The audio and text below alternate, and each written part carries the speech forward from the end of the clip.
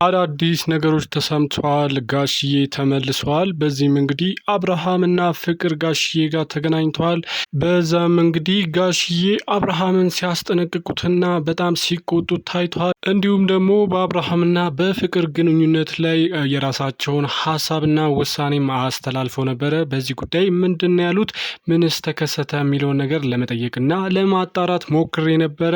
ያገኘሁትን መረጃ እማጋራችሁ ይሆናል። በሌላ በኩል አብርሃም ሩታና ሄርሜላ እንዲሁም ደግሞ ቤተሰቦቹ በሱ ላይ ተስፋ እንዲቆርጡ ሊያደርግ እንደሆነና ከባድ ነገር ከፍቅር ጋር ይዘው ሊመጡ እንደሆነ ሰምቻለሁ። ይሄ ነገር ምንድን ነው ብዬ ለማጣራት ሞክሬ ነበር። ያገኘሁትም መረጃ አለ። እሱንም እንግዲህ ማጋራችሁ ይሆናል። ወደ ጉዳይ ከመግባቴ በፊት ግን ለዚህ ቻናል አዲስ ከሆናችሁ ላይክ፣ ሼር፣ ሰብስክራይብ ማድረጋችሁን እንዳትረሱ። የደውል ምልክቱን አብሩት። አዳዲስና ትኩስ መረጃዎች ሲደርሱ ተከታትዬ ቶሎ እንዳደርሳችሁ ማለት ነው። አሁን ወደ ጉዳይ ይገባለሁ። በመጀመሪያም እንግዲህ ጋሽዬ መምጣታቸው ተሰምቷል። በዚህም እንግዲህ በአብርሃምና በቤተሰቦቹ መካከል እንዲሁም ደግሞ በሩታና በሄርሜላ መካከል ያለውን ችግር ለመፍታት እንደመጡ ነው የተሰማው ማለት ነው።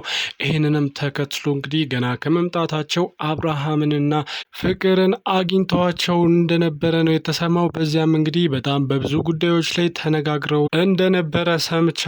በዚህም እንግዲህ ጋሽዬ በአብርሃም ጉዳይ እንግዲህ ደስተኛ አለመሆናቸውን እንዲሁም ደግሞ በፍቅርና በአብርሃም መካከል የተፈጠረው ግንኙነት ልክ አለመሆኑን እንግዲህ ሲናገሩ ተሰምቷል።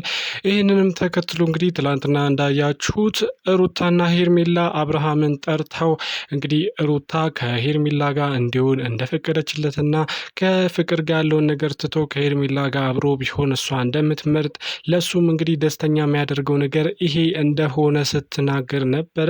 ይህንንም ተከትሎ እንግዲህ ሩታና ሄርሜላ እዚህ ውሳኔ ላይ የደረሱት እንግዲህ ለአብርሃም ደስታ በመጨነቅና አሁን ላይ እያደረገ ያለው ነገር ትክክል እንዳልሆነ እንዲሁም ደግሞ በበቀል ስሜትና በማይሆን እንግዲህ እልህ ውስጥ ተጋብቶ ነገሮችን እያበላሸ መሆኑንና የራሱንም ሕይወት እንዲሁም ደግሞ የቤተሰቦቹንም ሕይወት እያበላሸ መሆኑን ስላወቁ እንደሆነ ነው እየነገሩት የነበረው። ይህንንም ተከትሎ እንግዲህ የፍቅርንም ሕይወት እንዳያበላሽ ሲቀጥል ደግሞ የእሱንም ደስታ እንዳያጣ አሁን ላይ ሩታ ከሄርሜላ ጋር እንዲሆንና ከሄርሜላ ጋር ቀሪ ዘመኑን እንዲያሳልፍ በፍቅር በእነሱ ህይወትም እንግዲህ እስከ መጨረሻው ጣልቃ ላለመግባት እንዳሰበች እንዲሁም ደግሞ አብሮ ቢሆኑ ጥሩ እንደሚሆን ለሱም ደስታ እንግዲህ ለቤተሰቦቹም ደግሞ እረፍት እንደሚሆን አሁን ላይ ፍቅር ጋር የሄደው በእልህ ተነሳስቶ እንዲሁም ደግሞ ለበቀል እንደሆነ እናውቃለን። በዚህ የተነሳ እንግዲህ የእሷንም ህይወት ከምታጠፋ የእኛንም ህይወት ከምትበጠብጥ እንዲሁም ደግሞ ቤተሰቦች ደስተኛ ሳይሆኑ ከሚቀሩ አንተ ደስተኛ የምትሆንበትን ነገር ብታደርግ ይሻላል። እሱም ደግሞ እንግዲህ ከሄርሜላ ጋር መሆን ነው ያለበት ስትል እንግዲህ ሩታ ነገሮችን ከእሷ ላይ አንስታ እንግዲህ እየደበራትም ቢሆን ከሄርሜላ ጋር ለማስታረቅና ከሄርሜላ ጋር እንዲሆን እየጣረች እንደነበረ ተመልክተናል። ይህንንም ተከትሎ ነው እንግዲህ በዚህ ጉዳይ አብርሃም አለመስማማቱና አሁን ላይ ከቤተሰቦቹ ጋር እንዲሁም ደግሞ ከሄርሜላና ከሩታ ጋር ያለው ቁርሾ በጣም እየሰፋና በማላቸው ያለው ክፍተት እንግዲህ በጣሙኑ እየሰፋና ልዩነታቸው በጣም እየተባባሰ በመምጣቱ ጋሽዬ ሊመጡ ችለዋል ማለት ነው። በዚህም እንግዲህ ጋሽዬ ሲመጡ መጀመሪያ ያደረጉት ነገር እንግዲህ አብርሃምና ፍቅርን ማግኘት ነበረ። አግኝተዋቸውም እንግዲህ አናግረዋቸው ነበረ።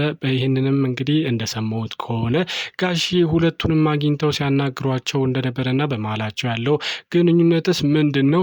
ከምን የተነሳ ነው? እንዴት ነው ይሄ ነገር እየቀጠለ ያለውስ? ማንን እየጎዳ ነው? ማንን እየጠቀመ ነው? የሚለውን ነገር እንግዲህ ሁሉንም ጥያቄዎች እየጠየቋቸው ነበረ። ይህንንም ተከትሎ እንግዲህ አብርሃም ከአሁን ላይ ከፍቅር ጋር መሆን እንደሚፈልግና ከፍቅር ጋር የድሮ ፍቅር እንዳላቸው ሲቀጥል ደግሞ አሁን ላይ ከሩታና ከሄርሜላ ጋር መሆን እንደማይፈልግ እዛ ጭንቀት እንዳለና ከፍቅር ጋር ሲሆን ግን ጥሩ ስሜት እንደሚሰማው እንዲሁም ደግሞ አሁን ላይ ከፍቅር ጋር ብዙ ነገሮችን እያሳለፉ መሆናቸውን እንግዲህ ሲናገር ነበረ። ነገር ግን ጋሽዬ ይህን ነገር እንግዲህ አልተዋጠላቸውም ማለት ነው። አብርሃም እያደረገ ያለው ነገር ትክክል አለመሆኑን እየነገሩት እንደነበረና አንተ አሁን ላይ እያደረግ ያለው ቤተሰባችንን እያሰደብ ሲቀጥል ደግሞ እዛ ጋር የልጅህን እናት እያሰቃየ በሌላ በኩል ደግሞ የአንዲትን ልጅ ወጣት ህይወት ለማበላሸት እየጣርክ ነው። በሌላ በኩል ደግሞ እዛ እንግዲህ የምትወድ ልጅ አለች፣ የእሷንም ህይወት እንዲሁም እያበላሸ ነው። ስለዚህ ምን እያደረግክ ነው? አሁን ከቀልብ አይደለም። እንደዚህ አይነት ልጅ አልነበርክም እኮ ምን እያደረግክ እያደረክ ነው አብርሃም ሲል እንግዲህ ሲመክረው ነበረ። ምንድነው ይሄ ሁሉ ጋጋታ? አንድ ሴት ይዘህ ለምን አትቀመጥም? ይሄ እኮ መጥፎ ነው፣ ነውር ነው፣ እንደዚህ አይደረግም፣ ያደግንበትም የኖርንበትም ባህላችንም እምነታችንም አይፈቅድም። ምን እያደረክ ነው እዛም እዚህ ማለት? ለአንተስ ለወደፊት ህይወት ምንድነው የሚጠቅም? መቼስ ነው የምትረጋጋው? ምን እያደረክ ነው? ከእህትና ከወንድሞች ለምን አትማርም? እነሱ ይኸው በአንድ ታቅበው እንግዲህ ኑሯቸውን እየኖሩ አይደለም ወይ ሲለው እንግዲህ ተሰምቷል ማለት ነው። በዚህም እንግዲህ ፍቅርንም ዞር ብሎ እዛ ጋር ሁለት ሴቶች እያሉ አንቺስ እንዴት ይሄ ልጅ አምነሽው ሶስተኛ ተጨመርሽ? ምን እያደረግሽ ነው? ቢያንስ ወጣት እኮ ነሽ። ለአንቺ ለራስሽ ህይወትና ለራስሽ ጊዜስ አትጨነቂም ወይ? አሁን ላይ ይሄ ልጅ እውነት እንደዛ እዛ ጋር ሁለት ሰው ጥሎ እንደመጣው ከአንቺ ጋር ታቅቦ እንደሚኖር ምን ያህል እርግጠኛ ነሽ? እንኳን አንቺ እኔ የገዛ ልጄን እንኳን ማወቅና እንግዲህ ሁሉንም ነገር ማረጋገጥ አልቻልኩም። አብሬው ስንት ዓመት ኖሬ ስንት ዓመት አሳድጌው ይኸው ጸባዩ ግን ሌላ ነው። ስለዚህ እንዴት አመንሽው? ሲል እንግዲህ ለፍቅርም ጥያቄ እያቀረቡላት ተሰምቷል ማለት ነው። ጋሽዬ በዚህ ጉዳይ እንግዲህ እንደማይስማሙና ይሄ ነገር እንግዲህ ከብዙ ነገሮች ያፈነገጠ እንደሆነና ኢቭን ለአብርሃም ለልጃቸው እንደማይጠቅም ስለገባቸው እንግዲህ በጣም ብዙ ነገሮችን እየተናገሩትና አብርሃምንም በጣም እየተቆጡትና ከዚህ ህይወት እንድትወጣ ፈልጋለሁ፣ ለጊዜው ብቻህን ሆነ ነገሮችን ማሰብና ማስተዋል አለብህ። አሁን ላይ እያደረግከው ያለውን ነገር ብዙ ሰዎችን የሚጎዳ ነው፣ የእኛንም ቤተሰብ እንግዲህ የሚያዋርድ ነው። እኔ ራሱ ከብዙ ሰዎች እንግዲህ በጣም ብዙ ሜሴጆችና ስልኮች ደርሰውኛል በአንተ ጉዳይ። እንግዲህ በጣም ብዙ ሰዎች እየጠየቁኝ ይገኛሉ። ይሄን ነገር ደግሞ እኔ አልፈልገውም። ስለዚህ አንተ ማድረግ ያለብህ በማስተዋልና በማሰብ ስለሆነ አሁን ላይ ረጋ ብለህ ነገሮችን ማሰብና ማስተዋል አለብህ። እያደረግክ ያለው ነገር ትክክል አይደለም ሲሉ እንግዲህ በአጽንኦት ሲነግሩትና ሲያስጠነቅቁት ተሰምቷል። በዚህም እንግዲህ ፍቅርንም እንግዲህ አንቺም ልጅ አለሽ፣ ወጣት ነሽ፣ እንግዲህ ገና ቁንጅናሽም ሁሉ ነገርሽ እንዳለ ነው። አሁን ላይ ጊዜሽን ለማቃጠል አትሞክሪ። በጣም በትክክልና በአጽንኦት አስበሽና አቅደሽ ነው ከሰው ጋር መሆን ያለብሽ። ይህ ልጅ እንግዲህ ከዛ ከሁለቱ ጋር ተጣልቶ ወደ አንቺ እየሮጠ ሲመጣ ዝም ብለሽ አይደለም መቀበል ያለብሽ። በጣም አስበሽና አቅደሽ መሆን አለበት። ምክንያቱም ከዚህ በኋላ አንቺ ራስሽን ብቻ አይደለም የምትጎጂው፣ ሌላ ልጅ አለሽ፣ ልጅሽንም ነው የምትጎጂው። ስለዚህ ማሰብን ማስተዋል አለብሽ ሲሉ እንግዲህ መክረዋታል ማለት ነው። በዚህም እንግዲህ አብርሃም በጋሽዬ ሀሳብ አልተስማማም። እንግዲህ እኔ ከፍቅር ጋር ነው መሆን የምፈልገው፣ በእኔ ኑሮ ማንም አይኖርልኝም ሲል እንግዲህ ጋሽዬንም ሲናገራቸው ነበረ። በዚያም እንግዲህ በጋሽዬና በአብርሃም መካከል እንግዲህ ትንሽዬ በጣም አጨቃጫቂና በጣም አስደንጋጭ ነገር ተከስቶ ነበረ። ይህንንም ተከትሎ እንግዲህ ለብቻችን እናወራለን ቤት ሲል እንግዲህ ከሁሉም ከቤተሰቦቹ ጋር ተገናኝቶ ማውራት እንዳለባቸው ተናግረዋል ማለት ነው። በዚህም እንግዲህ እቤት እንጨርሰዋለን፣ አሁን ለዚህ አልተስማማንም፣ ስለዚህ እቤት ማለቅ አለበት፣ ዴቭን ቡዜን ባለችበት እንግዲህ ነገሮቹ ይፈታሉ በማለት እንግዲህ እንደተለያዩ ነው የተሰማው ማለት ነው።